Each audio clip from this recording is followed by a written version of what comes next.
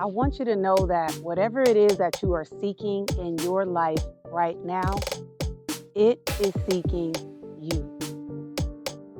Many of us get discouraged about the defeat that we face, the doors that have been closed, the no answers when we're looking for a yes.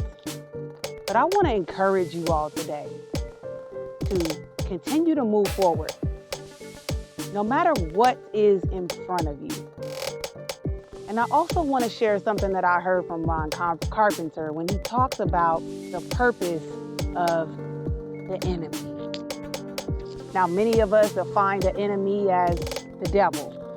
Some of us may say the enemy is the universe. The enemy is the government. And as John Ponder would say, the enemy can be on the inner me. Maybe you're the enemy. However you want to view the enemy, I want you to understand the power that you have over the enemy. Now, the enemy, truth be told, does not care about you or your purpose. The enemy wants you to be comfortable and wants you to be stagnant and wants you to give up. But I want you to repeat this after me. I won't stop, I won't quit, and I won't give up. One more time. I won't stop, I won't quit, and I won't give up. When I think about the enemy, I think about it like this. All of us grew up with knowing, a man or a woman who lied a lot. This could be somebody you knew in elementary school, high school, or even an adult. And every word that came out of their mouth was a lie, and everybody knew it. Sometimes people would just stand around to be entertained and pretend like they were listening and bought in. But in their mind, they're like, yeah, he's lying, she's lying. Whenever you hear these voices of the enemy creep into your head and tell you that you're never going to make it, you're never going to have it or accomplish it, that you don't deserve it, that you shouldn't put any more effort into it because it's worthless. Whenever you hear these thoughts, I want you to treat it just like you would treat that man or that woman or that boy or that girl that's always lying. Because as the Bible says, the enemy is a liar. And when you hear those voices creep up in your head, you say, that's a lie. That is a lie. That is not a spirit of God. That is a spirit of enemy. Because the enemy wants us to doubt ourselves. It's just like when a boxer is boxing in a competition and they can sense that their opponent is afraid. They can sense that their opponent is doubting themselves, right? That they're scared, that they don't believe in their abilities. They've already lost. That opponent can smell blood now because the only thing that person has to do is get you to doubt yourself. And that's what the enemy wants to do. And not only does the enemy want you to doubt yourself and your abilities, they want you to doubt God. But I'm here to tell you again, the enemy is a liar, but there's purpose behind the enemy. And Ron Carpenter said it best when he said, when the enemy comes upon us, what we should be doing instead of feeling a sense of defeat is a sense of excitement. Because the enemy is simply there to make an announcement. The purpose of the enemy is to announce that there is something great that God has planned for your life. That there is a blessing with your name on it.